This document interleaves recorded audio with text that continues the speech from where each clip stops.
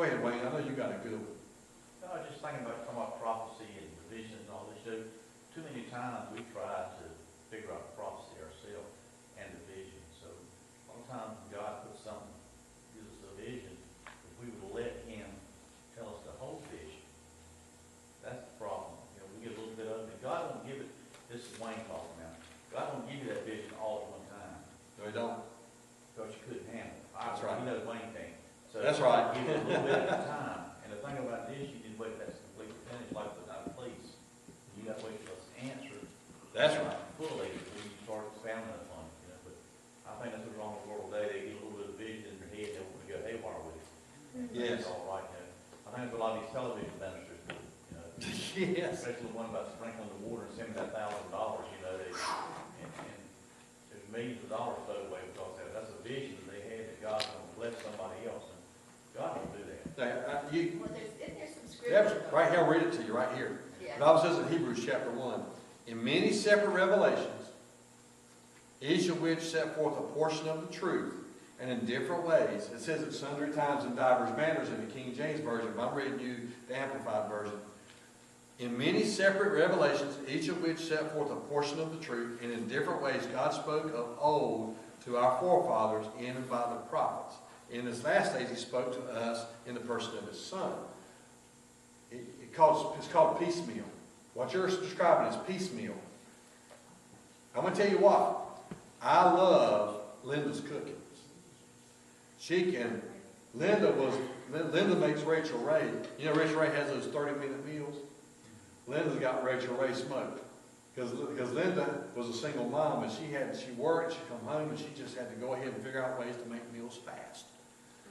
And she can make meatloaf in 30 minutes or less. And you can say, well, how does she do it? Here's how she does it. Either the night before she makes it, puts it together, or that night when she comes home, she puts it together. Then she takes a muffin tray, and she puts the meatloaf in the muffin tray, and then takes the rest of the meatloaf and puts it in a pan. And she puts them both in the oven. In a few minutes, the muffin tray is ready. And so for meatloaf, we get muffins.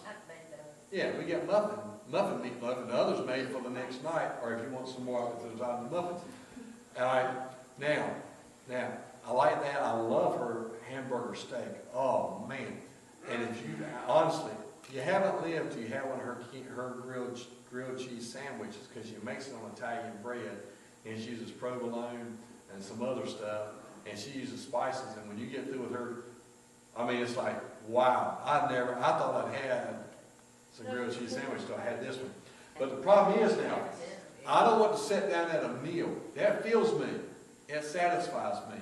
But if I sat down at a meal and she had the grilled chicken, the goose that she cooked for me, her turkey falls off the bone, chicken, and she had her meatloaf, and she had all the things she made for me sitting down at one setting. Number one, it would confuse me. It would confuse my taste buds. It would confuse me. I would not be satisfied. I wouldn't know what I need. I'd be going back and forth. And so the same way with prophecy. All this stuff's coming at you, and it hits you all at one time, you can't handle it. Matter of fact, if you knew everything God was going to do in your life, you'd mess it up. If God told you, okay, when you're 50 years old, you're going to be doing such and such, and so you try to make it happen. And by the time you got 50 years old, it wouldn't be happening because you'd mess it up. So God does a little bit at a time, piecemeal. He gives you a little bit, and in different ways. So we don't mess it up, plus we can handle it. God only gives you enough revelation. God only gives you the revelation you can handle. That's why some people get itty bitty and some get great big, because some people cannot handle that revelation would kill them. Their brain would explode. You've got to prepare you. That's right. That's right. And so you're right, Wayne. And so make the itty bitty pieces, or sometimes get a big piece. But again, you've got to be prepared. And all these little bitty pieces are helping prepare you for the other piece. Well, does everybody get some? Yes. The Bible says everybody has a measure of faith. Everybody. So if everybody's got a measure of faith, then, ma'am? But a measure of faith and a prophecy, you think that's the same thing? No. A measure of faith. You have to have a measure of faith to receive the prophecy. Right. And every time you come to church, you're receiving prophecy. Because there's different kinds of prophecy. There's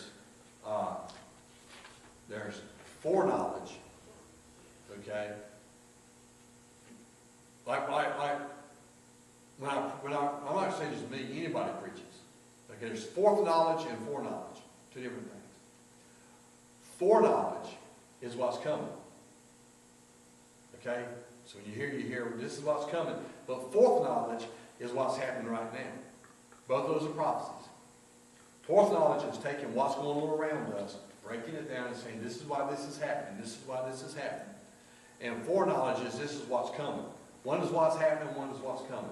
They're both prophecies. And you may be using it and not even know it. Because it's your area of expertise, or maybe something that God spoke to you about. And you stood up. You know, it's like somebody the other night told me, it was DC. DC was telling me about at the last trump, the trump shall sound. He said, Dad, do you think it might be talking about at the end of Donald Trump's presidency, or something happens to Donald Trump at the last Trump, or is Donald Trump the last president? And so at the end of that, then the trumpet's going to sound. I said, I never thought of it that way, son, but I'm not going to doubt it. I mean, I'm not going to go out here and start preaching. Well, as soon as Donald, You never know. that's right. But it's just amazing that we're at the end times. It's talking about the last Trump, and then Trump is president. I just was blown away. It blew me away. Okay, so everybody receives foreknowledge, foreknowledge. That makes a whole lot more sense than just prophecy. Prophecy is kind of mystic. But foreknowledge and foreknowledge, what's coming in the future and what's happening now, we all get it. Every day. And depending on your faith, your level of faith depends on how much you can pull in, how much you can take and apply into what's happening. So now, did that answer your question?